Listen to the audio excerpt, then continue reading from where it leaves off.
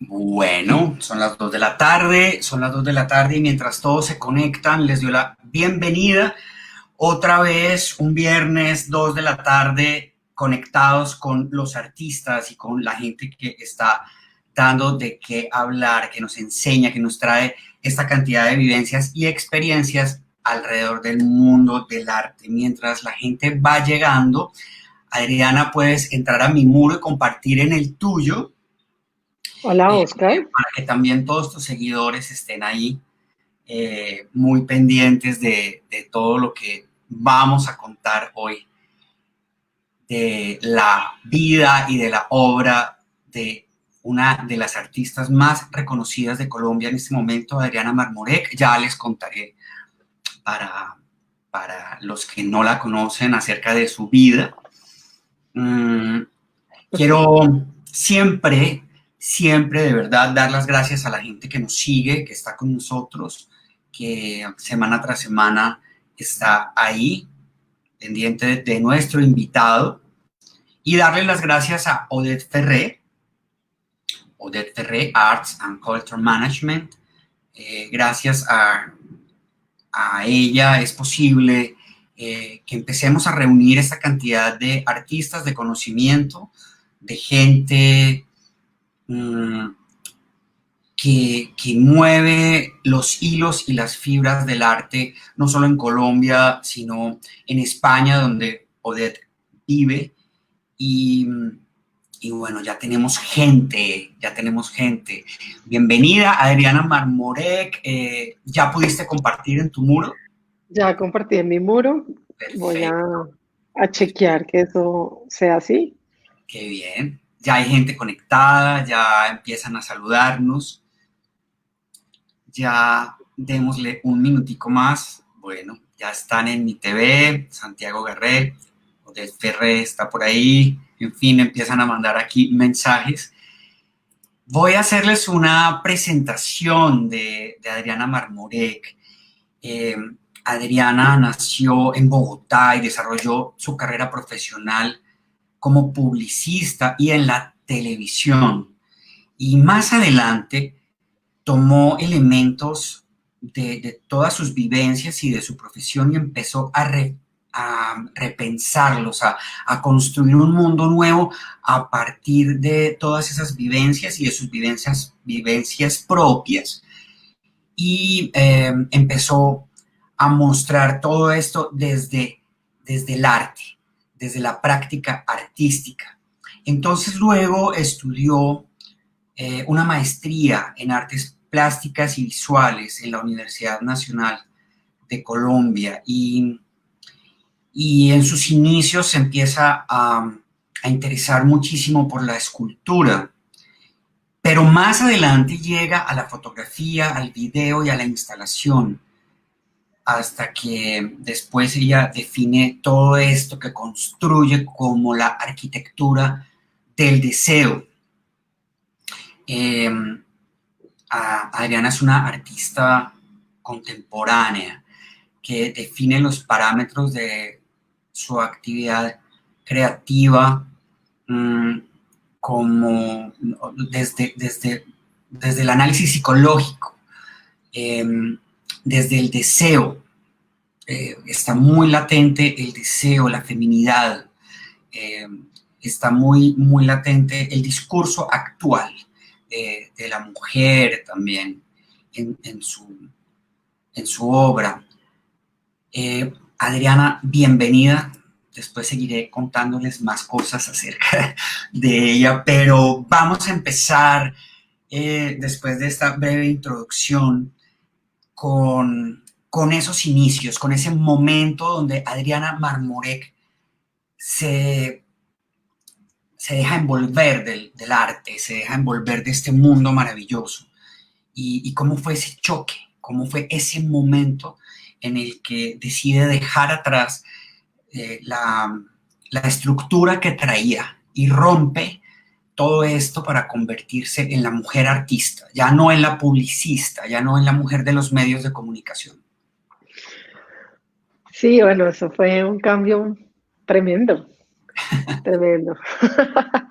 Porque, bueno, yo eh, realmente yo me encuentro con mi posibilidad artística eh, entrando a la universidad. Eh, yo no, yo no había contemplado ser artista antes porque pues realmente no veía como un gran talento plástico que normalmente se cataloga desde el dibujo, que justificara como la carrera, porque mi papá era como muy radical en que ese no era el camino, y tal vez de esto he hablado un montón de veces, que entiendo perfecto sus razones, y creo que además fue increíble haber hecho el camino desde otros medios, porque yo siento que haber trabajado en la publicidad fue un poco como hacer el servicio militar de la creatividad. Entonces, yo, claro, hago todo el camino desde el área creativa siempre. Incluso cuando entro al canal Caracol a montar el departamento de publicidad, el in-house en el canal Caracol, yo soy claramente ente creativo. De hecho, renuncio y mi jefe en ese momento, una maravilla, acepta que yo no asuma un montón de roles del cargo, que era toda la parte de manejo de medios y una cantidad de parte financiera. Todo eso lo delegamos y yo estaba 100% concentrada en producir creativamente. Entonces, fue una experiencia de pasar de una adrenalina específicamente, además del canal, que era bárbara. Después hago un cambio porque creo que necesito moverme del canal y me voy a una agencia en la cual duro un mes y medio, entre otras porque creo que eso era lo que necesitaba pasar para que yo estuviera lista para dar el salto. Y, y claro, digamos eso desde la parte puramente laboral, pero yo por dentro iba pasando un proceso mío de crisis existencial, de qué es lo que estoy haciendo, de aburrida ya del Día del Padre, uno, dos, tres, ya el quinto Día del Padre, el quinto año del Día del Padre, ya no sabía qué más hacer con el Día del Padre, y comenzaba a sentir como esa saturación de lo mediático, del comercio, del consumo, y se quería moverme, pero no sabía cómo, no sabía, o sea, me parecía casi como inverosímil. Eh, Cuando comenzó toda esta crisis, pues yo estoy en un muy buen momento en el canal, y tenía muchas cosas a mi favor en el canal, en términos de presupuesto, en términos de que lo que yo inventara no tenía sino el presidente, básicamente, porque muchas veces mi jefe directo me abría el camino y yo lo que me inventaba iba directo a la presidencia y ya, versus cuando estás en agencia de publicidad que tienes 2000 filtros.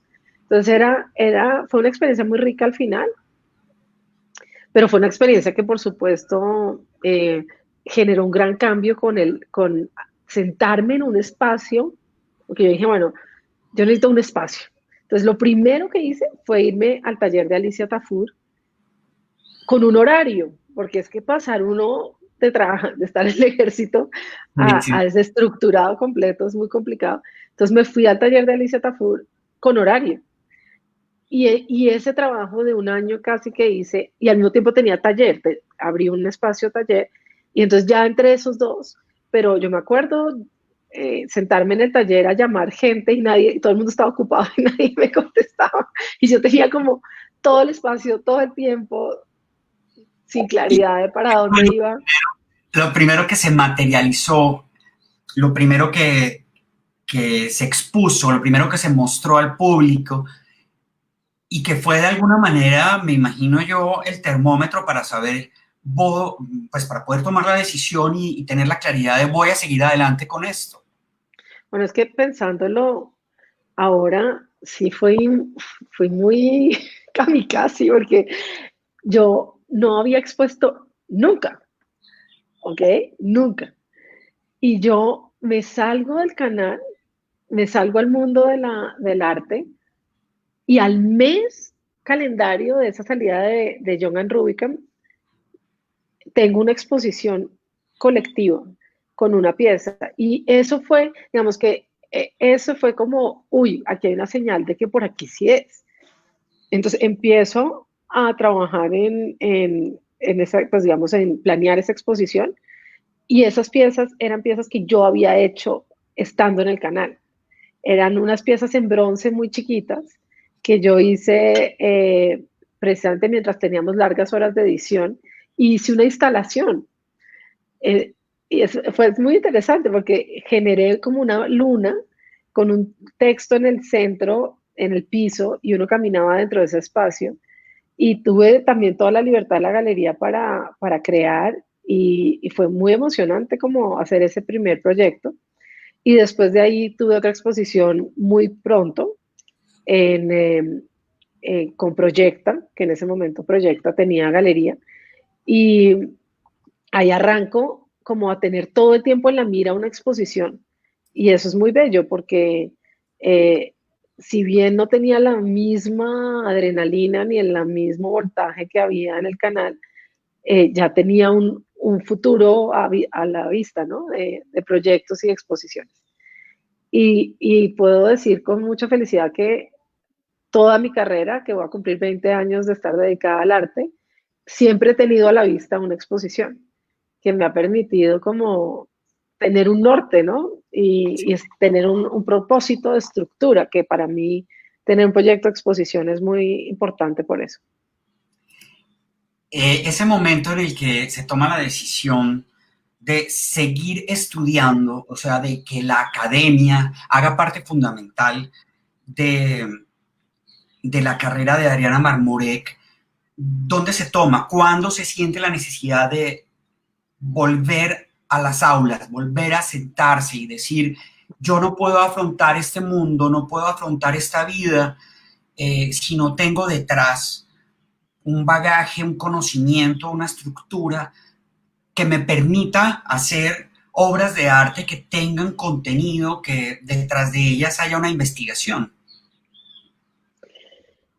Yo de alguna manera siento que, aunque no estudié arte, había hecho muchos acercamientos a las artes desde muchos lados.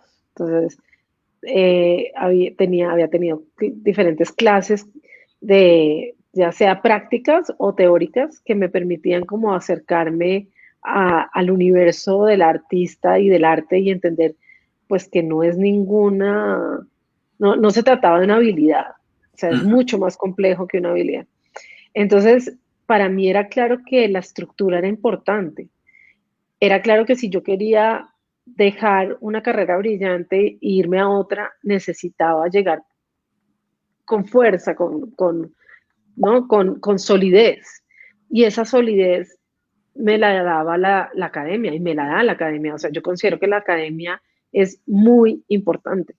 Realmente el diálogo y la interacción que se genera en la academia es maravilloso porque logras unos niveles de contactos y unos niveles de reflexión que son muy propios de, pues, digamos, como de esos procesos académicos. Y hacer la maestría en artes plásticas en la Nacional fue una decisión increíble de la cual me alegro cada minuto de haberla hecho. Realmente me aportó mucho. Fue también muy divertido en términos de que realmente a los 3 años o 4 años de ya estar en la práctica artística es que me entro a la Nacional y era muy corto el tiempo finalmente. Entonces era como pasar de haber estado sentada en una oficina, que además las oficinas de un canal son fantásticas porque hay una cantidad de televisores al frente y hay una cosa así como muy, no sé, como muy sofisticada y muy Lo, de fue poderosa. parte de mi vida profesional se desarrolló ahí y, y Bueno, genial. es la fábrica de la fama, ¿no? Tú Sí, sabes es una que experiencia maravillosa, pero bueno, y estar detrás de la fábrica de la fama te da unos aprendizajes importantes porque sí, uno está en la fábrica de la fama y no como celebrity, sino está en fabricas. la producción de esto. Entonces, ese ojo observador ahí fue muy interesante y después entrar a la nacional, que te implica una actitud diferente, porque una cosa es tener un equipo de 50 personas, un presupuesto enorme, decir, yo quiero un helicóptero para ir a La Guajira y coger el teléfono y llamar y pedirlo, a ir en humildad Sí. y decir, yo, hola, no sé nada, aquí estoy para aprender, que te requiere un poco pues estar en la escuela, estar en la maestría, además que yo llegaba a la maestría sin una carrera de artes detrás. Ujú. Entonces sí había un lugar de humildad y decir, aquí estoy para aprender y para conocer. Entonces fue muy lindo y fue también muy interesante como esos cambios de roles en mi vida me ha gustado porque te das cuenta que todo es un rol. Entonces que te puedes mover entre ellos y pararte desde lugares diferentes y gozártelo. Yo me gocé ese lugar de estudiante, fue, fue muy interesante y comparativamente era muy interesante versus como cerrar los ojos y sentir la vida de la que venía. Eh, muy, muy bonito, como experiencia de vida, muy bonito. Con el paso de Eh, los años empiezan a llegar inquietudes diferentes de las que me imagino que estuvieron ahí al inicio de la carrera. Y estos trabajos actuales, estos trabajos últimos tienen unas connotaciones y una fuerza muchísimo más potente, son obras muchísimo más concretas, que comunican muchísimo más claramente ese mensaje que Adriana Marmurek quiere llevar. Voy a traer aquí y compartir con ustedes un trabajo que es más reciente, que ya no es de esos inicios de Adriana Marmurek, sino que viene muchísimo más al tiempo actual. Y aquí podemos ver, es que es muy, muy bonito y quiero que ustedes vean esto y lo oigan para que se den cuenta del trabajo de Adriana.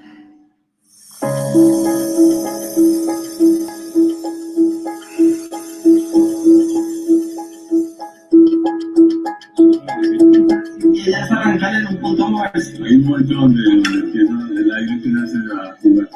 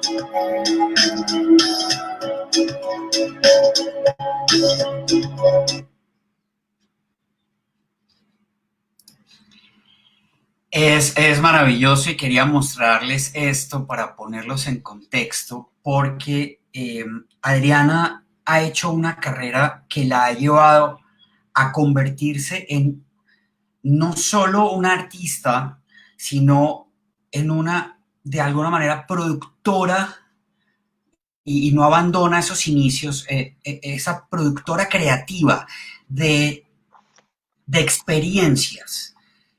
Cuando alguien entra a una exposición de Adriana Marmurek, tiene que estar preparado para que todos sus sentidos se despierten, porque Adriana se ha vuelto con el paso del tiempo una artista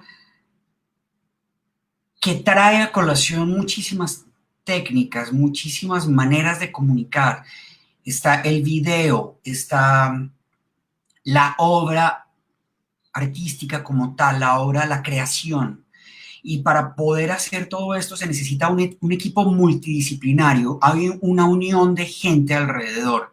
Son proyectos que nunca, o sea, que aunque hablan de Adriana en solitario, de su mundo interior, alrededor está una cantidad de gente y un equipo apoyando todo esto, porque son complejos, son trabajos difíciles, son complejos, son trabajos que necesitan mm, de muchas manos y de apoyo además de otras mentes para poder llevarse a cabo. Eh, Hablemos específicamente de este video. ¿Cómo nace este proyecto? Sí, este video es un video de agradecimiento y lo hice porque quería darle las gracias porque a mucha gente que hizo posible la exposición última Flower to Be, pero como dices tú, realmente cada muestra ha requerido un equipo. Eh, no, no soy solo yo, pero yo creo que eso también es una cosa que sucede desde la escultura, eh, que fue hermoso entenderlo en mis primeros bronces y qué pena devolverme aquí a la prehistoria, pero tú te das cuenta que cuando tú vas a hacer bronces, tú nunca puedes tú solo y ni siquiera el fundidor puede él solo. O sea, fundir es una acción bien compleja que requiere un equipo en el mismo lugar del fundidor. Entonces, como que tú te das cuenta que realmente podía acompañarme y podía expandir mis posibilidades creativas con la ayuda y el talento de otras mentes asociadas a un proyecto. En este proyecto específico fue increíble porque generé una cosa muy interesante entre varios artesanos que no se conocen entre ellos. Y hicimos como una especie de carrera de relevos en la que uno hace una parte, bueno, es como entre carrera de relevos y cadáver exquisito, porque uno hace un pedazo que no sabe cómo lo complementa el otro y el otro hace otro pedazo que no sabe cómo lo complementa el otro y termina volviéndose una pieza que solamente está, digamos, en mi cabeza. Pero obviamente ellos siguen unos lineamientos muy claros, pero está su talento puesto ahí, sin duda alguna. Y está un talento que yo no tendría la posibilidad de generar. Yo me di cuenta de esto arrancando en mi trabajo, que si yo compraba maquinaria muy compleja para un proyecto en específico, primero no sabía si yo iba a seguir en ese proyecto específico y segundo, pues que me iba a volver una camisa de fuerza un poco porque siempre iba a estar obligada a trabajar con esa expertise que iba a adquirir ahí. Cuando comienzo a ver que yo puedo unir a mi talento, a mi posibilidad de pensamiento, talentos, habilidades y demás, comienza a ser increíble. Y ha sido hermoso porque, pues, dentro de toda la carrera he encontrado gente que desde la programación electrónica, un ingeniero de sonido me ayudó a hacer parte de la expresión de Luis Caballero, un diseñador industrial pero que está dedicado a arquitecturas blandas y me hizo un laberinto con un material que solo se usa en la arquitectura en principio. Entonces, como que te das cuenta que las posibilidades de crear se te vuelven infinitas y es bellísimo porque depende del proyecto de investigación en el que esté. Entonces, este proyecto de investigación en el que estoy ahora, que es una relación con el Jardín de las Delicias. Y es un proyecto que se abre con Flower to Be, pero que te das cuenta que hay muchos hilos para jalar aquí. Y Flower to Be comienza a generar una conversación increíble. O sea, esto además pasa bellísimo porque pasa de maneras mágicas que comienzas a recibir como una información, lees un texto y de pronto se te abre y dices, es que yo venía de mirar lo efímero y lo eterno y me encuentro en el texto del Prado que hablan en el Jardín de las Delicias, que es un jardín lujurioso porque sus placeres son efímeros. Entonces vuelve el tema de lo efímero y lo eterno y digo, no, yo tengo que entrar al jardín, pero no sé por dónde. Y por otro lado estoy trabajando con estos huevos de porcelana que, por ejemplo, pues, claro, una de las cosas que yo quería hacer era poder volver a trabajar desde la escultura.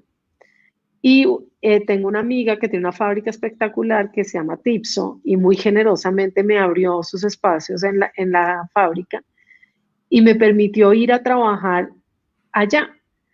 Ah, y entonces era increíble la experiencia de estar, digamos, en un sitio que pretendía una cosa muy concreta, que es una vajilla, un elemento de vajilla, y yo comenzar a utilizar como la misma estructura de ellos, pero a generar mi propio proceso. Entonces arranqué con los huevos y de ahí me moví a las flores. Entonces esa flor que estamos viendo, por ejemplo, está hecha en porcelana y tiene una intervención de una flor de vidrio soplado. Entonces es este diálogo que es hermoso, que se comienza a generar desde el hacer plástico, pero conceptualmente también, ¿no? Entonces todo se une en un diálogo y como alcanzas a ver, yo tengo detrás mío una de mis primeras piezas que se llama Huella de Fuego, que es una ameba enorme, y que en la exposición de Flower to Be resolví retomarlas como entre escultura y lugar de exhibición y recorrido, porque también son como estos espacios por los cuales uno recorre cuando va a un jardín. Entonces, ha sido muy bello como todo se ha ido sumando y hablando y me permitió como hacer una vuelta en espiral a partir del mismo proceso que yo había hecho en las diferentes exposiciones. Entonces retomé otras piezas que claramente eran importantes para esta o las reinterpreté y las volví a construir, que eso es algo que también me ha gustado mucho dentro de mi proceso. Que Algunas son utilitarias, algunas de estas piezas, esta en particular. ¿Son qué? Perdóname. Utilitarias, o sea, podría ser un pebetero, podría pasar algo con ellas, porque Utilitarias. No, sí, ninguna es utilitaria. no, No. el contacto que tuvo Adriana con, digamos, esta fábrica, lo pregunto por el tema de las vajillas, no la llevó de pronto a pensar, mi obra también podría ser un... Hice unas tazas. Hice unas tazas que sí, claramente son utilitarias. Mira que... De hecho, espérame que ahí me salió Ahí la... está, Sí. exacto. Hice unas tazas y estas tazas, que de hecho ahorita estaba justo tomándome un té en una de mis tazas y tengo otra taza con café que aquí se ven las piernitas metidas. Entonces hice unas tazas precisamente para empezar a reconocer el material. Trabajar en el barro es muy diferente a trabajar porcelana. Entonces, ¿cómo me conectaba con el material? Entonces resolví comenzar a jugar con el material y de ahí salen estas tazas a las cuales le pongo piernas y de hecho terminé haciendo una colección de tazas, pero en mi trabajo no hay ningún interés utilitario, no. Realmente además el tamaño de esa pieza es enorme, es una pieza como de unos 70 y pico centímetros. Ok. Entonces no son piezas utilitarias, son dentro de esas perforaciones hay cosas que no se ven muy bien en la foto, pero en algunas de ellas hay unas orquídeas. Y entonces para mí el interés era encontrar una nueva flora. Y entonces aquí podemos ir un poco al camino conceptual. Y es que yo arranco un trabajo que, como tú dijiste al inicio, un trabajo de investigación. Ese trabajo de investigación se delimita y se aclara más en la maestría, porque yo llego a la maestría como con una inquietud por una investigación que es el erotismo, y es como yo lo veo en ese momento. Y en la maestría logro encontrar los nodos, encontrar los puntos de interés, encontrar las relaciones, encontrar cómo comienza mi proyecto de investigación a tener como unos recorridos entre un punto y otro, como unas necesidades de profundizar en unos nodos.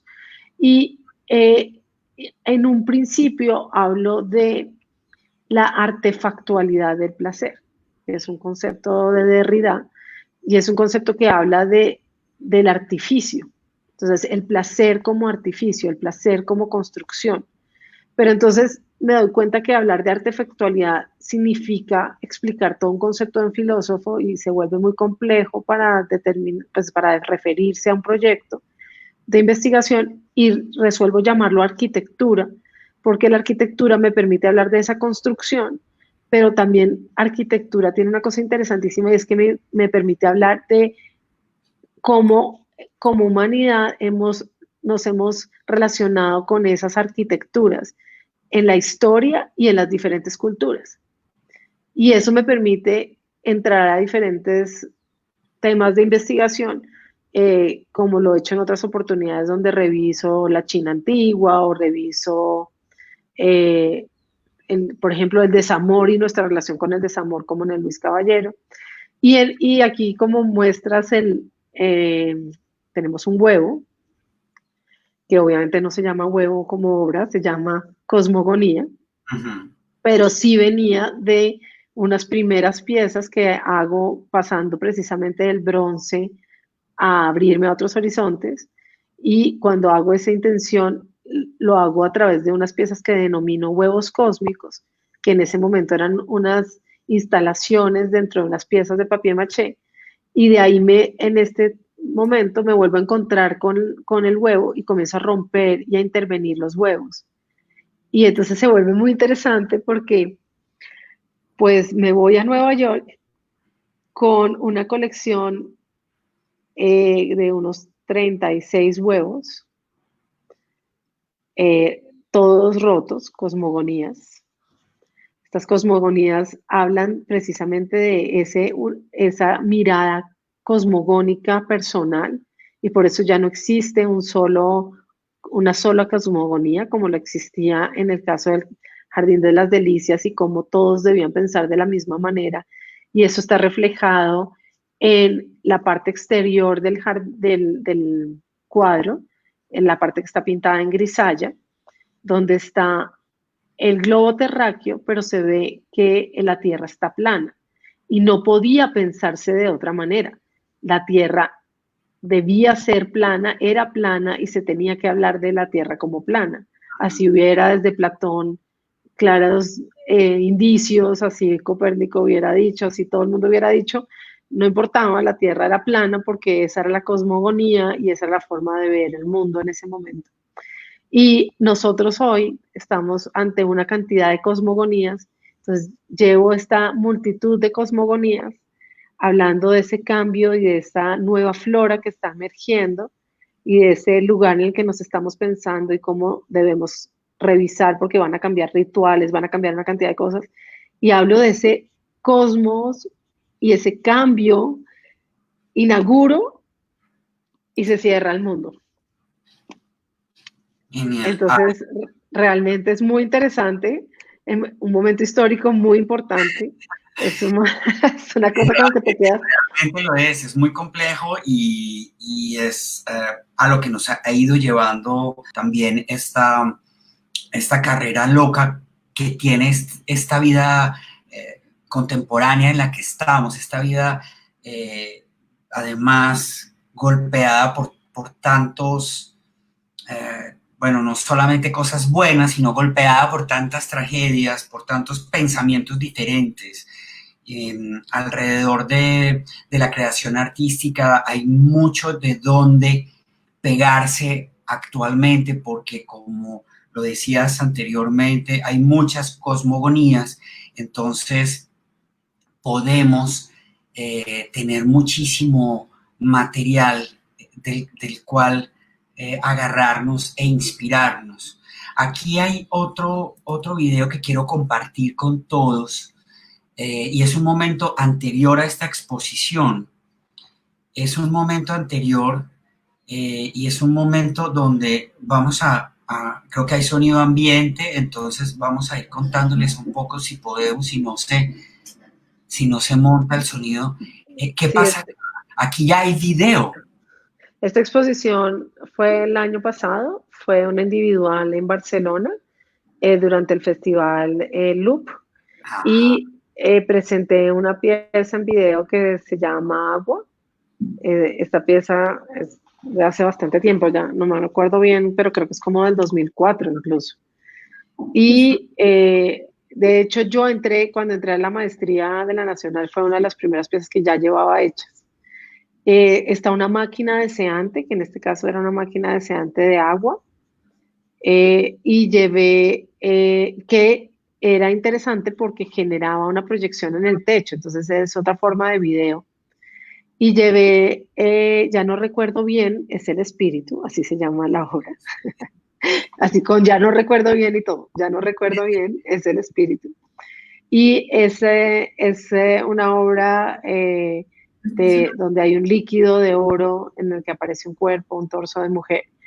Y uno entraba aquí a otro espacio que no sé si alcanzamos a verlo. Y en ese espacio había una obra que siempre había expuesto en tamaño muy chiquito. Esta pieza que se llama Desborda, la había tenido en el Museo Nacional en Voces Íntimas. Y fue muy interesante exponerla en este como gran corredor al fondo, en gran formato. Era la primera vez que la mostraba en gran formato.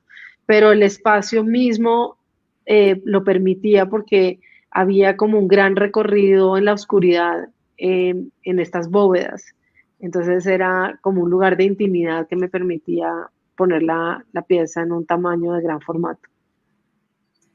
Hay una parte de la carrera, un momento de la carrera de Adriana que, que de alguna manera la dispara, la pone en otro ámbito. ¿Cómo fue la experiencia de estar ahí en el Luis Caballero? ¿Qué pasó? ¿Cómo fue recibir esa Bueno, nominación? yo creo que Luis Caballero es el responsable de que el premio Luis Caballero, de que yo haya resuelto hacer esta exposición para Nueva York de esta manera ambiciosa, porque el premio te da un soporte económico, te da una estructura del museo, además, que me permitió pensar en grande y realmente en el premio sí que generé pues procesos de producción, como dices tú. O sea, digamos, aquí es donde uno se da cuenta eh, que se vuelven un poco un productor y un director de orquesta, porque era toda la logística, ¿no? Desde poner tapete, entapetar toda la parte de los salones chiquitos del museo en adelante. Por supuesto, todo un equipo, pero hicimos una cantidad de juntas de producción para sentarnos y entender cada uno cuándo entraba, porque además también tienes unos tiempos muy exactos para entrar el equipo y para poder hacer la producción que quede impecable.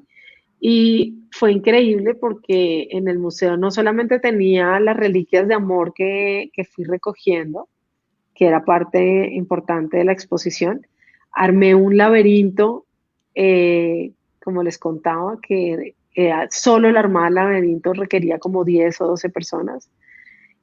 Armamos con un ingeniero de sistemas, Andrés Silva, increíble, me ayudó a hacer una programación para que se pudiera tomar en directo el sonido de las personas dentro del museo.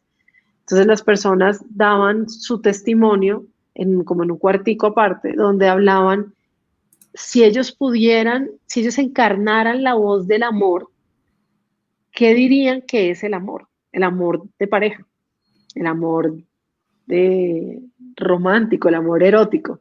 Era tan difícil incluso definir cuál amor, porque no es el amor filial, no es el amor por tu mascota, no es el amor universal. A mí me interesa el amor hacia el otro, específicamente que incluye erotismo. Yo creo que definitivamente el erotismo es el que nos aclara cuál tipo de relación estamos hablando. Y fue muy interesante, pues se logró perfecto que fuera una intervención en vivo donde la gente dejaba su testimonio y eso entraba en el sistema de parlantes de la instalación. Entonces tú recorrías el laberinto oyendo aleatoriamente las voces y por supuesto tu voz podía entrar dentro de esas voces que se intermezclaban, pero se mezclaban en tu cabeza, no en ningún lado, porque salían por 8 parlantes.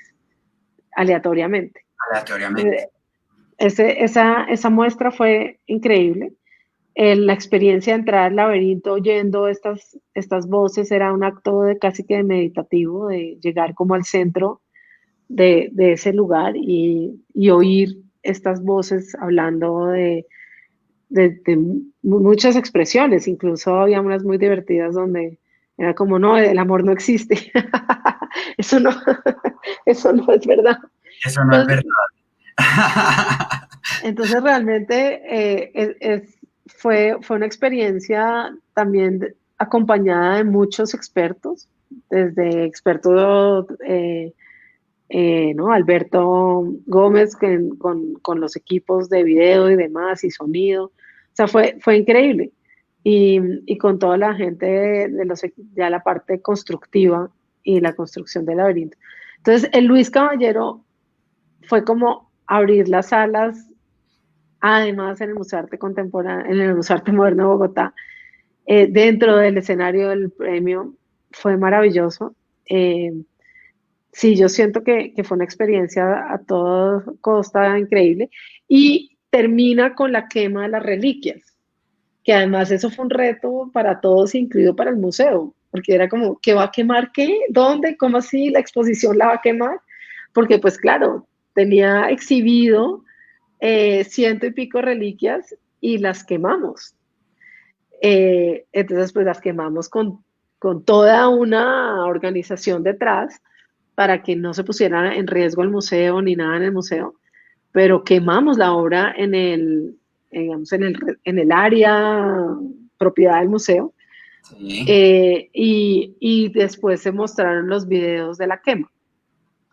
Sí, por aquí estaba tratando de encontrar uno en YouTube, pero dice que que es privado.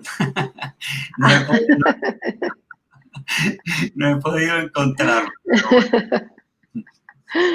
Sí, sí, hay un video que no sé si está, que es el de Luis Caballero propiamente, porque parte del premio incluía que te hacían un video muy especial, y entonces tuve una gente especializada eh, entrevistándome y editando y haciendo el día de la inauguración también tomas, y fue un registro muy bonito de todo lo que sucedió, porque además mi exposición fue muy activa, se fue moviendo durante el tiempo, cambió, incluso las piezas mismas desaparecieron, pues porque en verdad, pues no, la verdad no eran piezas, eran objetos donados por las personas que permitían hablar precisamente de lo efímero y lo eterno, permitían hablar del mecanismo que usaría un museo, que no, imagínate, o sea, convocar para exhibir y quemar, ¿no? Entonces, eso no lo podría hacer un museo con fotografía, por ejemplo. Imagínate que te convocaran para que lleves tu foto,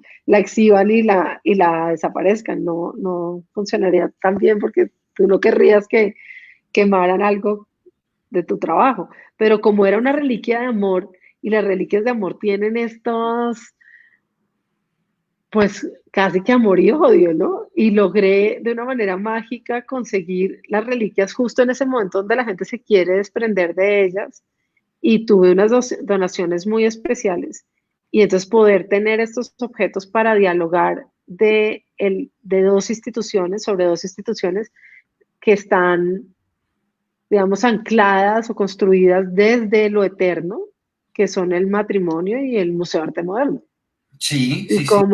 cómo se confrontan ante la evidencia de lo efímero en el arte contemporáneo y en la evidencia del amor. ¿Qué está pasando con el amor? ¿Qué está pasando pues, con las relaciones hoy que somos libres de escoger al otro? Frente a eso, el erotismo que hablabas ahora, que juega esa parte tan fundamental en la obra de Adriana Marmorek, eh, ¿cómo se afronta? Digo yo, es una inquietud que surge desde me refiero como a la vivencia, o sea, Adriana Marmorek es una mujer sensual, se siente una mujer sensual por naturaleza o simplemente, digamos, el hecho de afrontar el erotismo en la obra de arte es una manera de liberación, es que generalmente los artistas buscamos canalizar algunas vivencias, muchas veces las mostramos porque vivimos así, hace parte de nuestra naturaleza, o muchas veces es porque es nuestro mundo interior y es nuestra manera de expresarlo hacia el mundo. ¿Cómo funciona la sensualidad, la feminidad, el erotismo en la obra y en la vida de Adriana Marmurek? Pues mira que yo sentía que algo no funcionaba bien en cómo entendíamos el erotismo. Eh, yo estudié bajo, digamos, una estructura bastante rígida respecto a esto y mis años más críticos de formación tuvieron un tinte Opus Dei, donde yo creo que ahí se subrayó de manera muy interesante que algo pasaba con lo erótico porque era lo más prohibido de todo. O sea, casi que tú podías matar a alguien, pero no te podías acostar con nadie. Ah, Era muy, estoy hablando en serio. Obviamente sabían que nadie iba a matar a nadie, pero realmente lo que quiero decir con esto es que sí era muy radical la postura respecto a las expresiones del erotismo, las expresiones de la sensualidad, el cómo nos vestíamos. Y yo en ese momento adolescente compré ese discurso. Yo compré ese discurso del pecado y me lo apropié y estaba totalmente de acuerdo con todo ese lugar pecaminoso. Y fue en el camino que comienzo a encontrar que por qué eso así, por qué estaba visto esto así. Y realmente es a través del transcurso de la vida que comienzo a encontrarme conmigo, con mi sensualidad, con mi deseo, con el placer y a no entender, no cabía como en ningún lado, ni en el pecado como que lo censuraba, ni en lo mediático que era donde veía la expresión de lo erótico. Lo mediático, por supuesto, pues en todo sentido, ¿no? Desde no importaba el anuncio, siempre estaba como expresándose el erotismo desde un lugar de venta y desde un lugar de consumo. Y pues por la misma educación que tuve, sí tenía muchos tintes muy negativos. O sea que realmente el erotismo y la búsqueda y el trabajo en el erotismo sale en contra de mi voluntad. Y te voy a contar por qué. Cuando me suena como que, pero sí, es así. A ver, resulta que yo hago una escultura o sea, yo comencé a hacer escultura cualquiera, ¿cierto? O sea, nadie me estaba viendo, yo no estaba exponiendo, yo comencé a trabajar en escultura a los 18 años y lo hago durante toda mi carrera de publicidad, de publicista, pero también lo hago en el tiempo, digamos, como de agencia de publicidad y demás. Y entonces resulta que yo comienzo a trabajar estas piezas y no importaba quién las viera, solía haber un comentario de qué es esto tan erótico, qué es esta sensualidad, pero no importaba, Oscar, de qué estuviera hablando. Se decía, voy a hablar de el vacío. sí, ¿Qué es esto tan erótico? pero a ver. ¿De qué me están hablando? Y como yo tuve la ventaja de trabajar en silencio muchos años, pues eso me llevó a tener que ir a revisar qué era lo que pasaba, que todo lo que hacía terminaban diciéndome que era erótico. Incluso voy al taller de Alicia Tafur, que el taller de Alicia, porque yo estudié 9 años con ella en su taller de escultura, trabajo de pronto unas piernas un día y las rompo y las abro y ella me dice, ¿qué es esto tan erótico? Ya ahí ya me...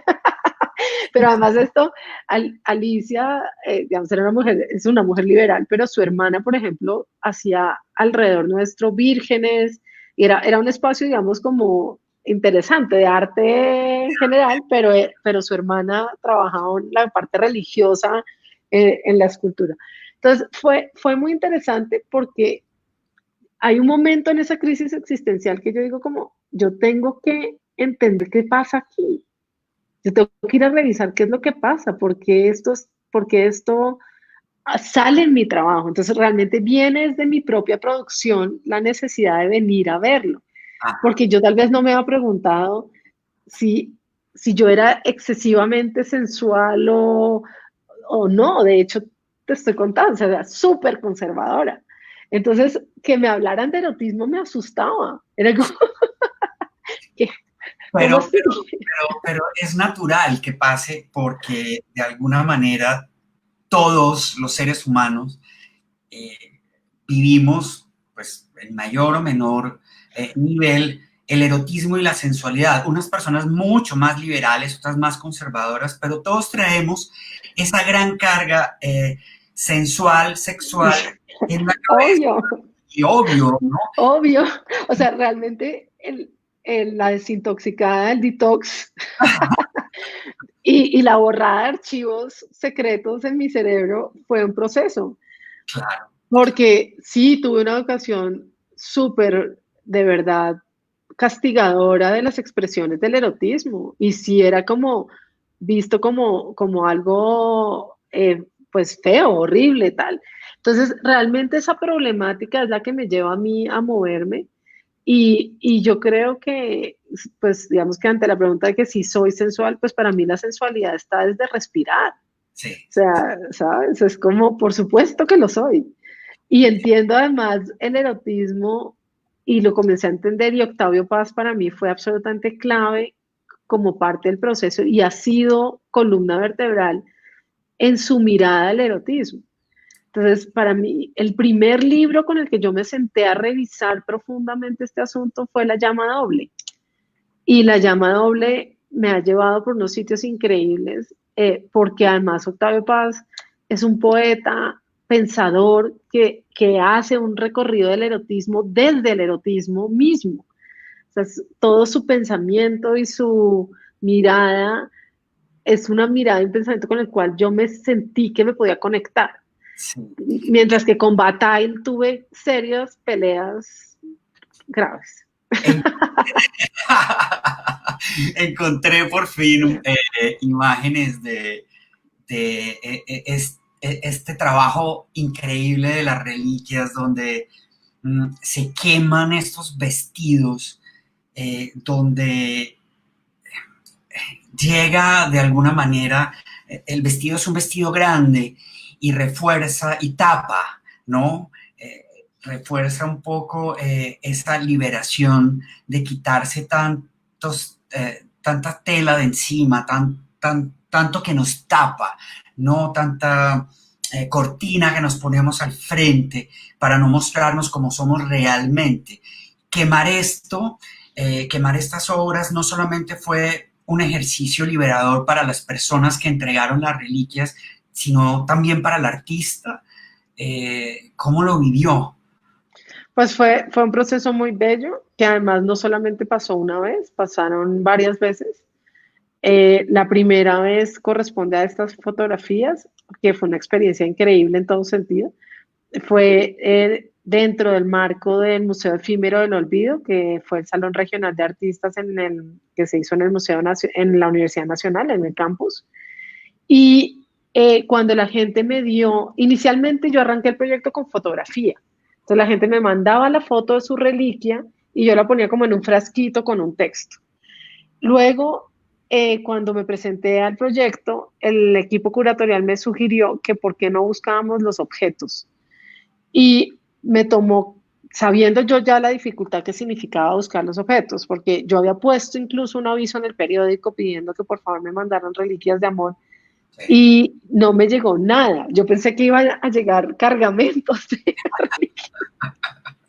Ya me imaginaba en un disfraz estilo COVID en ese momento, esculcando entre quién sabe qué cantidad de cosas extrañas.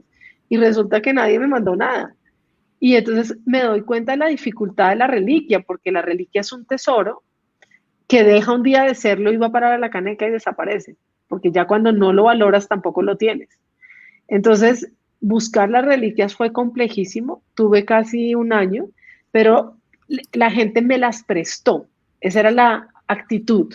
Algunos incluso como con, por favor, aquí mándeme el camión de valores para que lleve la cosa más sencilla de la vida.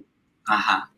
En el proceso, la exposición duró como 2 meses exhibida y pasó algo también en todos, en la gente que las había entregado y todo. Cuando yo los busqué para decirles que si me las donaban para quemarlas, de las 50 y pico reliquias, 12 dijeron que sí. Y que también yo quise que fueran un poco, pues también, digamos, hice más presión o más fuerza en algunas, porque había unas que quemaban más fácil que otras.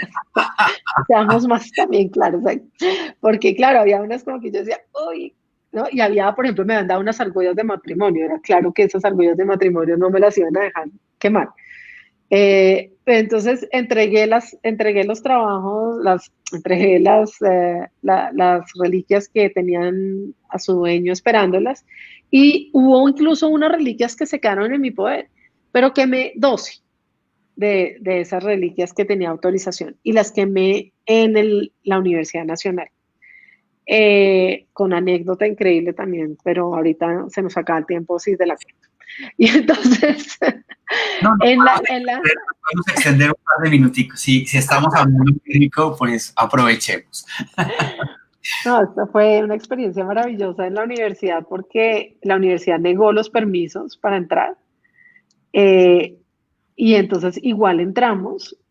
Yo entré con galones de gasolina. Yo soy exalumna de la Nacional, entendía perfectamente lo que significaba eso.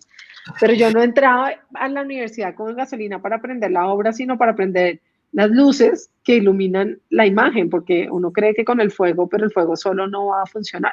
No. Y nos hicimos como en una especie de Stonehenge que hay en la universidad, que son como unas rocas que hay de algún artista en los años 70 que dejó en la universidad puesta, ahí al lado de radio y televisión. Y dentro de ese círculo de piedra montamos el espacio para hacer la toma. Y pues arrancamos con los vestidos, porque los vestidos eran lo más difícil. Y algunos de los dueños de los vestidos fueron, y de las reliquias. Y fue una ceremonia bellísima. Nunca vinieron ninguna persona de seguridad a sacarnos de la universidad. Nos fue muy bien, no pasó nada. Y entonces hicimos esta quema y fue impresionante, porque qué tal cómo se quemó ese vestido, mira eso. O Al sea, tiempo, al tiempo se estaba haciendo video y se estaba haciendo fotografía de todo esto para sí, convertirlo posteriormente en parte de la exhibición. sí, yo en ese momento no tenía claro para dónde iba a ir ese material, pero hice fotografía y video en simultáneo. Sí, o sea que no son fotogramas del video, son fotos y video. Ok. Y quemamos 2 vestidos. Y me acuerdo que el primero que quemamos, la novia dijo como, yo nunca, o sea, decía, esto duró mi matrimonio, decía, pero o sea, yo no me imaginé que se fuera a quemar tan rápido, porque realmente es que ese vestido se quemó volando. Este se tomó un poco más de tiempo y fue curioso porque lo último que se quemó de este vestido, que es el número 17, fue el lazo. Ajá. Qué diciente, ¿no? O sea, fue muy Sí, impresionante cómo estas reliquias se quemaron casi que diciendo cosas, como que podías casi que leer en la llama y en la forma como se quemaban un poco lo que había guardado en esa reliquia. claro, Fue muy bello. se ve claramente lo efímero de lo material, pero se ve también claramente que hay cosas que duran más que otras en el tiempo, que perduran. Tiene que ver mucho ese lenguaje que tienen los objetos en sí mismo, intrínsecamente los objetos comunican. Adriana, vengámonos un poco más Pero, bueno, a sí, perdón. Es que es interesante una cosa que tú dices, y yo en ese momento no sabía qué iba a pasar con las imágenes y así mismo me pasó con las de Luis Caballero. Entonces, yo termino utilizando después material de ese para otra exposición que es Self-Storage y Osarios de Amor, ajá, que son las reliquias quemadas, guardadas en unas bóvedas de vidrio, con la historia, porque la historia relatada, reducida a una frase, se vuelve súper potente de lo que fue esa historia de amor. Recuerdo una así de rápido de anécdota que me encanta, que es un arete y Ujú. dice, éramos un par y uno se perdió. Éramos un par y uno se perdió. Estas cenizas de las que estamos hablando, ¿son estas cenizas? Compartamos este video.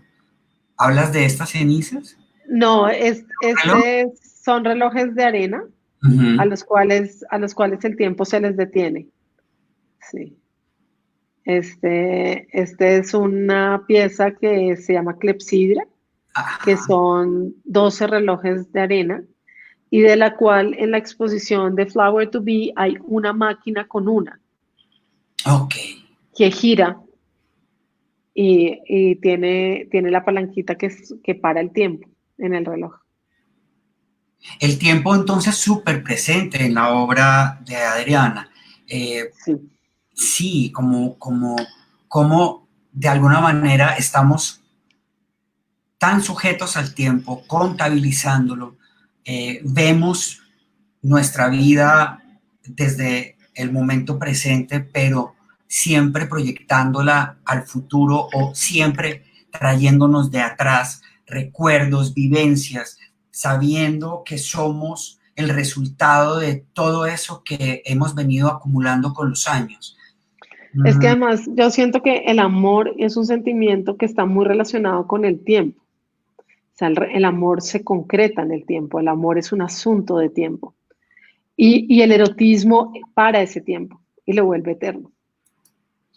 Lo vuelve eterno, es algo muy diciente. Aquí hay algo que quiero compartir también, que respalda un poco ese concepto, y es esta obra en particular que me maravilla, eh, porque aquí podemos reforzar ese concepto de lo eterno. Esta hojilla podría estar aquí eternamente girando, mientras no se apague, y, y haciendo ese movimiento Pero te tengo noticias, Oscar. No que tan eterno, no tan eterno. Porque resulta que a veces puede pasar que una de las hojillas vuele y quede entre el ventilador y se rompa y haya que cambiarla. Pero el contenedor del amor es el que de alguna manera eh, tiene un... Es que mira que la eternidad es compleja, ¿no? Porque yo iba a decir, el contenedor del amor es el eterno, pero justo cuando llevo esta pieza a Arco, que es una pieza que tiene una cita puntual con el Jardín de las Delicias del Bosco, eh, la ve el rey, la conversamos con el rey, con la reina, y fue increíble, como pues ese diálogo que surge ahí a partir de esta pieza y del amor y de las relaciones. Y resulta que unos días después viene un niño y se cuelga de la base y se cae la pieza y se vuelve pedazos. no. Y entonces es un poco esa pregunta, porque el contenedor del amor y la eternidad, ¿no? Porque sí, yo en ese momento también estaba pensando que pues se puede de pronto reemplazar una de las hojillas, digamos que ese baile del amor es eterno y Sí. después se me rompe la pieza y entonces, Y te dice, bueno, no, no tan eterno. Estamos en este universo cambiante y en este, como que es lo eterno, ¿ves? Como, sí, que ¿cuál es el concepto de eternidad? nos pone, o sea, nos pone certezas, las creemos y de un momento a otro cambia por completo todo el panorama y estamos pensando en algo completamente diferente. Como el momento actual en el que estamos, no nos imaginábamos que un virus pudiera ponernos a todos en jaque, que cambiara la realidad en la que estamos y nos llevara a replantear tantas cosas. ¿Cómo se ha replanteado Adriana Marmorek en la cuarentena? ¿Qué viene? ¿Y qué piensa de lo que venía? ¿Cuál va a ser, de alguna manera, el futuro, si es que se puede hablar de un futuro, ya después de haber tenido esta conversación, no hay certeza. La incertidumbre que es un asunto que uno debe aprender a navegar y que antes parecía ser una pregunta mía y ahora es colectiva. Y entonces de alguna manera siento un poco de alivio de que no soy solo yo, no sabiendo qué va a pasar mañana o no sabiendo que no puedo saber qué va a pasar mañana, sino que ahora somos todos los que estamos un poco frente a esa claridad de no saber qué va a pasar mañana.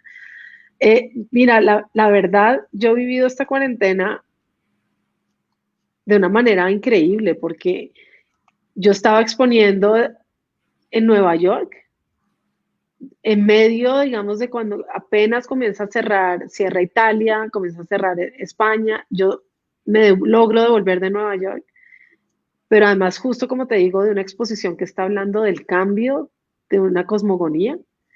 Entonces, para mí sí ha sido como, uy, esto fue muy impresionante porque yo venía diciendo, el mundo está cambiando, venimos cambiando, además venimos cambiando.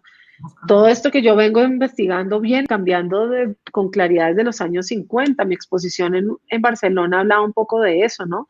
De esa relación, como mientras el hombre llegaba a la luna, en la Tierra se estaba gestando estos cambios que son los que estamos viviendo ahora, de, digamos, de la búsqueda de lo femenino, de lo masculino, de las instituciones que lo estructuran, de la relación con nuestro cuerpo, con nuestra sexualidad. Eso comenzó a cambiar en los años, en la París del 68 y eso comienza a mover todo este movimiento que veníamos que está cambiando, está cambiando, está cambiando. Y pues cambia de otras maneras en este momento, porque pues lo cambia radicalmente un asunto con un microorganismo. Eso por un lado se ha vuelto muy interesante revisar y pone además muchas cosas sobre la mesa muy interesantes sobre las relaciones interpersonales.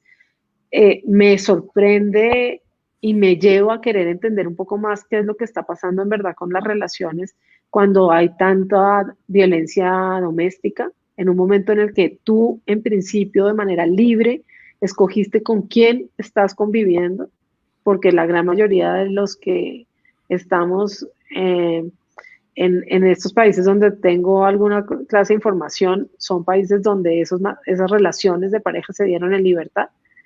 Entonces, me llama muchísimo la atención cómo, qué está sucediendo, qué está pasando, qué es lo que llamamos amor, cómo es que pretendemos vivir juntos, bajo qué, o qué está fallando como en esas relaciones y en esas estructuras. Entonces, por ese lado, pues me ha parecido como un movimiento, un momento donde también permite que uno vea muchas cosas alrededor de una manera muy interesante.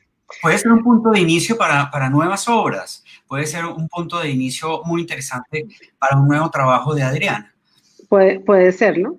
Y por otro lado, yo tengo una cosa y es que yo vengo de una familia, mi abuelo era austriaco, una familia migrante que vivió la Segunda Guerra Mundial con mucha dureza para la familia.